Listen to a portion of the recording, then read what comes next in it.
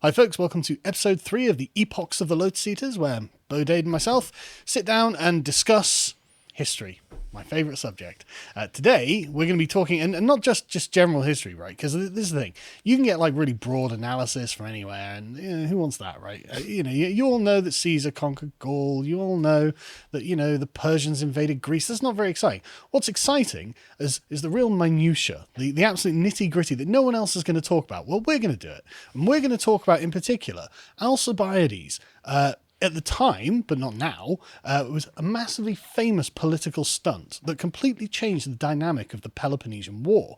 Now, the Peloponnesian War is a 5th century BC war. Well, actually went on for much longer than just what I'm implying. It was about 2 generations long, this war, but it was a huge war between Athens and Sparta in the wake of the defeat of the Persians. And you got some really, really interesting political events that happened, and it's really well documented by our good friend Thucydides in a very, very boring and long and really boring account. But he was specific in one regard that was really impressive for his day, which was he thought that he could explain this war without recourse to divinities. He could explain it from the actions of men, because he had seen it from both sides. He was an exile from Athens to Sparta, and so he thought that he could explain this through the actions of men. And so it gives us the first sort of proper history to work with, and it really interesting. And like I said, we're going to talk about one particular event. So I guess I'll pass it over to you. What are we talking about? Right, yeah, well, Alcibiades, the notorious Alcibiades. He's literally one of my favourite historical characters. Yeah, he's great. I'm a big fan. Yeah. I wouldn't have been at the time. I was going to say, I'm not sure I'd like to have a meal or a drink with him, but he's just a fantastic character. Some people in history that just... Well, they're just so colourful. They just come to life off of the page. There's just some people and just larger than life characters, and I think Alcibiades is certainly one of those. Yeah, absolutely. And he came to prominence in really the second half of the Peloponnesian War. So maybe just to give some sort of overview of that, like you say, it was sort of 2 generations long. It's like 27 years long, something like that. Yeah. With a big chunk of 9 odd years in the middle of peace, and so. Just to give that some context, anyone that knows anything about it might know that Athens enjoyed a golden age under the leadership of Pericles. It did. And that's when a lot of the really most famous things that Athens has gone down for happened all during that time. But they ended up through various reasons, which Thucydides goes into great detail about why Athens ended up going to war with Sparta. But he did summarise it as one particular reason, didn't he? It was the Spartan fear of the growth of Athenian power.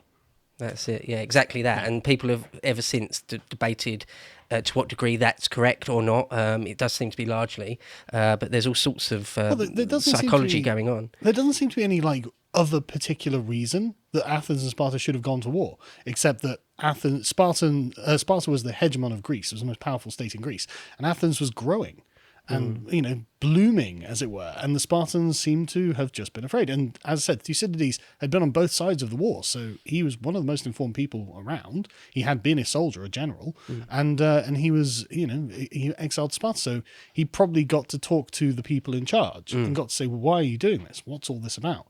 And the general impression he seems to come away with is like, God, the Spartans are worried about those Athenians.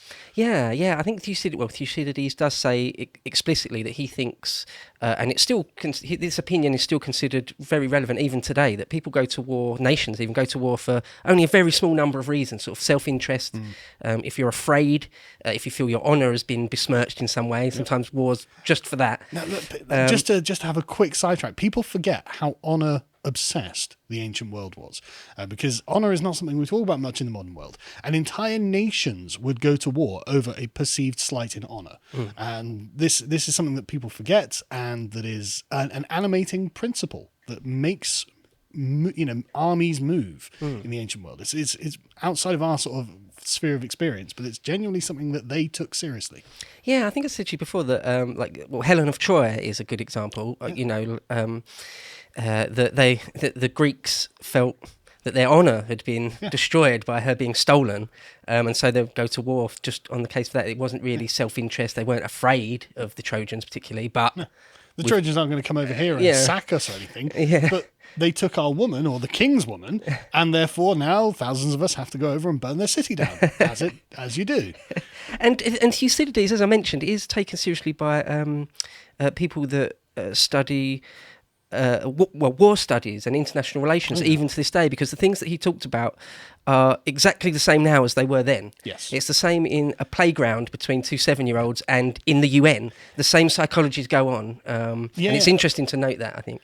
The Machiavelli, I think it is, has a great quote. Something along the lines of, the same issues or concerns that cause an argument between neighbours cause a war between princes. And it's exactly right. It's the same forces involved because people have still got the same emotions and they're still driven in the same ways. And I think you're absolutely correct there. Yeah. So the war kicked off because apparently the Spartans just were terrified that Athens would just become absolutely dominant in the Greek world, and that they needed to sort of nip that in the bud. That's what smart thinking. Well, yeah. No, but it's, yeah. I mean, you can't blame them in many Cold War ways because maybe we'll talk about this a bit, or maybe another time. But the Athenians, just in general terms, were quite aggressive, both sort of in terms of diplomacy and politics, and actually just sending men in. Very aggressive. Yeah, quite aggressive. So it's not like the Spartans. You can't really accuse the Spartans of being overly paranoid or anything. Oh no, not at all. And one of the way they took over the Delian League. The Delian Leagues are formed to resist the Persians on the sea, because of course defeating the Persian invasion of Greece doesn't change anything really, because the Persians still control Anatolia, which is. Can we get the map up again, John? So it's right next to the Greek world. I mean, it's not shown on this map actually, but it's right next to the Greek world, and they control everything to the east as far as the Greeks are concerned, and literally they controlled everything to the east as far as the east goes. And so the Greeks closest facing the Persians felt that they needed some sort of defense, and so the Delian League was born, and it turned into the Athenian Empire, notably after the treasury at Delos was taken to Athens, which is pretty much good proof that this is now Athens' empire. But yeah, the Athenians were incredibly aggressive and campaigned all across the Eastern Mediterranean in their time. And it not just aggressive militarily either. I think it's important to note they're philosophically aggressive, which the Spartans, being hyper conservative, you can't overstate just how conservative Spartan society was, and you can't then by reflection understate understate just how radical the Athenians were.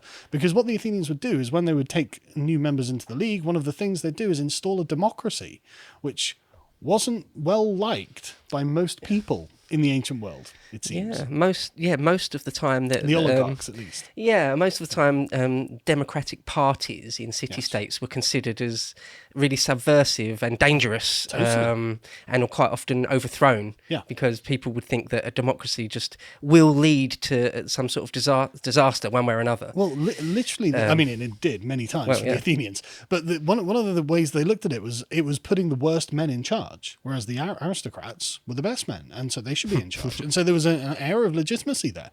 And the Athenians coming along saying, no, we're going to make it a democracy, so any male citizen can now vote. It's like, oh my God, you mean that idiot over there can vote? And it's like, yes, they can. That's the ancient argument against democracy, in fact. To watch the full video, please become a premium member at lotuseaters.com.